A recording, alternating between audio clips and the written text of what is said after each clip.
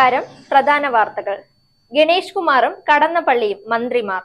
അന്തിമ തീരുമാനം നാളെ. പ്രഖ്യാപനം ഇടതുമുന്നണി യോഗത്തിൽ. മാധ്യമപ്രവർത്തനത്തിനെതിരെ ആരും കുതിര കയറില്ല. പ്രശ്നം ഗൂഢാലോചന. മുഖ്യമന്ത്രി.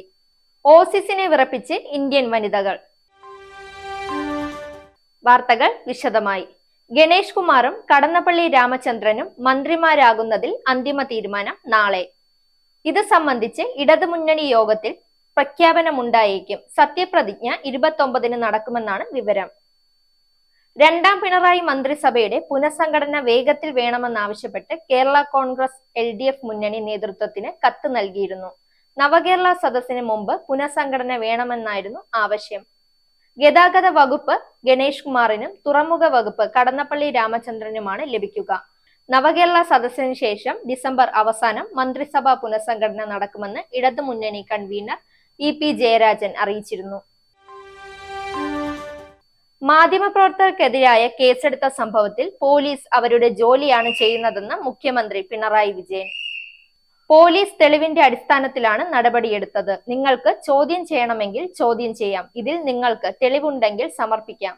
സാധാരണ മാധ്യമപ്രവർത്തനം ഗൂഢാലോചനയല്ലെന്നും അതിൽ നിന്ന് വ്യത്യസ്തത വരുമ്പോഴാണ് പ്രശ്നം വരുന്നതെന്നും മുഖ്യമന്ത്രി പറഞ്ഞു. മാധ്യമപ്രവർത്തനത്തിന്റെ മുകളിൽ ആരും കുതിര കയറുന്നില്ല. നിങ്ങളുടെ കൂട്ടത്തിൽ ഗൂഢാലോചന നടത്തുന്നവരുണ്ടെങ്കിൽ അതിൽ കേസ് വരും. മാധ്യമപ്രവർത്തനത്തിന്റെ ഭാഗമായി നിങ്ങൾക്ക് വിവരങ്ങൾ ലഭിക്കും. അതൊന്നും ഗൂഢാലോചനയല്ലെന്നും മുഖ്യമന്ത്രി പറഞ്ഞു. തിരുവനന്തപുരത്ത് മാധ്യമങ്ങളോട് സംസാരിക്കുകയായിരുന്നു അദ്ദേഹം. ഇനി കായിക വാർത്ത. ഇന്ത്യൻ ക്രിക്കറ്റ് ടീമിന്റെ വനിതകൾ ഓസ്ട്രേലിയൻ വനിതാ ടീമിനെ പരാജയപ്പെടുത്തി. ഇംഗ്ലണ്ടിനെതിരെയുള്ള വമ്പൻ വിജയത്തിന്റെ ആത്മവിശ്വാസത്തിനിടെയാണ് ടീം ഇന്ത്യ. ഏക ക്രിക്കറ്റ് ടെസ്റ്റിന്റെ ആദ്യ ദിവസം തന്നെ ഇന്ത്യൻ ബൗളർമാർ ഓസ്ട്രേലിയൻ വനിതകളെ 219 റൺസിന് എല്ലാവരെയും പുറത്താക്കി.